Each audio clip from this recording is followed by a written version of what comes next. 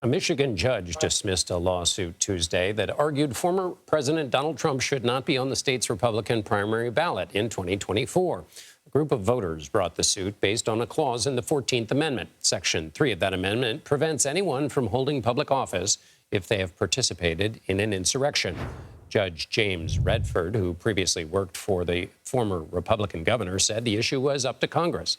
But he also left the door open for future legal challenges, saying the question of whether Donald J. Trump is qualified to appear on the 2024 general election ballot is not ripe for adjudication at this time.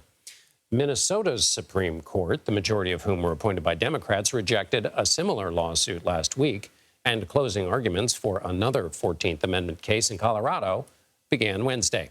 To help us understand the legal reasoning behind these decisions, we are joined by Professor Mark Graber from University of Maryland's Carey Law School. Professor, first, let's start with the Michigan case. Why would the Michigan judge say this is for Congress to decide?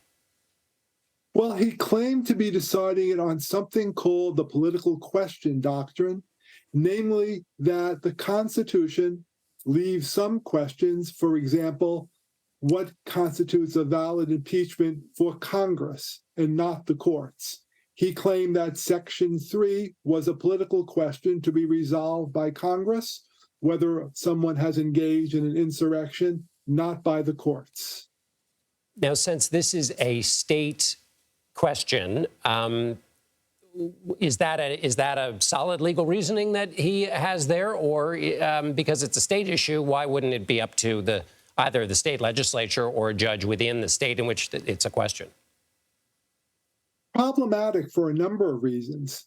To begin with, the Congress that passed and ratified Section 3 thought, in fact, states could determine whether former Confederates in the states had engaged in an insurrection. Section 3 says Congress, by a two-thirds vote, can waive the disqualification, but that presumes disqualification takes place elsewhere, and the most logical place for it to take place is in the states. So several conservative legal scholars have argued that the 14th Amendment claims are valid, at least that this is, ripe for a reasonable minds to have a debate about. But the judges in both Michigan and Minnesota dismissed these cases without even evaluating the merits. What is the disconnect there between legal scholars who think this is reasonable, at least to debate, and judges who say it's not even worth looking at the details? Necessarily a disconnect. What both judges decided was that Michigan and Minnesota law did not permit the Secretary of State to intervene at the primary level, given the primary concerned a party's choice of candidates and was not an election for an office. Both Michigan and Minnesota left open the possibility that disqualification could take place in a general election, which is for an office of the federal government. So when the Michigan judge says that it's not ripe for adjudication, the question of the 2024 general election is not ripe yet for adjudication, does that essentially mean two things? A, it's not ripe because he hasn't won the nomination yet and he's not on the federal ballot. And B, does it open the door to the possibility that it could be ripe for adjudication within the state? Both A and B. What he has said is, I'm simply making a decision about the power of the Secretary of State during a primary.